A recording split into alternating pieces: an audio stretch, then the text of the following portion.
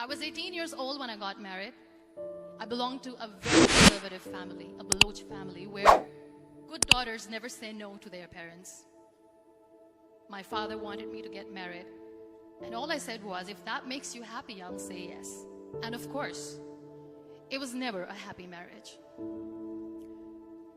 Just about after 2 years of getting married, about 9 years ago, I met a car accident. Somehow my husband fell asleep and the car fell in the ditch. He managed to jump out, saved himself. I'm happy for him. But I stayed inside the car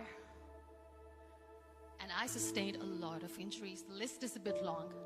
Radius ulna of my right arm were fractured. The wrist was fractured. Shoulder bone and collarbone were fractured. My whole rib cage got fractured. But that injury that changed me and my life completely was the spine injury. Many people came to rescue. They gave me CPR. They dragged me out of the car. And while they were dragging me out, I got the complete transection of my spinal cord. Those 2.5 months in the hospital were dreadful. I was at the verge of despair. One day, doctor came to me and he said, well, I heard that you wanted to be an artist, but you ended up being a housewife. I have a bad news for you. You won't be able to paint again. Next day, doctor came to me and said, your spine injury is so bad, you won't be able to walk again. I took a deep breath and I said, it's all right. Next day, doctor came to me and said, because of your spine injury and the fixation that you have in your back, you won't be able to give birth to a child again. That day, I was devastated. I started to question my existence. Why am I even alive? So what kept me going was, one day I asked my brothers, I know I have a deformed hand, but I'm tired of looking at these white walls in the hospital and wearing these white scrubs. Bring me some colors, bring me some small canvas. I want to paint. So the very first painting I made was on my deathbed, where I painted for the very first time. What an amazing therapy it was. Without uttering a single word, I could paint my heart out. I could share my story. People used to come and say, what lovely painting. So much color. Nobody could see the grief in it. Only I could. And that day I decided that I'm going to live life for myself. I am not going to be that perfect person for someone. I am just going to take this moment and I will make it perfect for myself. That I'm going to fight my fears. So I wrote down one by one all those fears. And I decided that I'm going to overcome these fears one at a time. You know what was my biggest fear? Divorce. But the day I decided that this is nothing but my fear, I liberated myself by setting him free.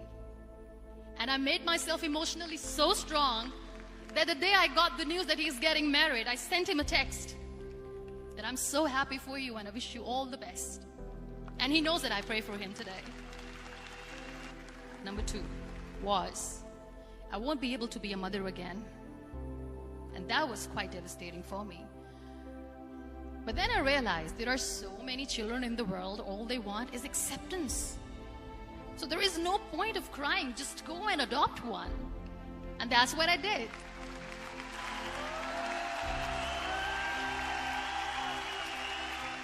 I gave my name in different organizations, different orphanages, and I waited patiently. 2 years later, I got this call from a very small city in Pakistan. I got a call and they said, are you Muniba Mazari? There is a baby boy and would you like to adopt? I could literally feel the labor pain. I said, yes, I am going to adopt him. I am coming to take him home. And that day, I was 2 days old, and today he's 6. You know, when you end up being on the wheelchair, what's the most painful thing?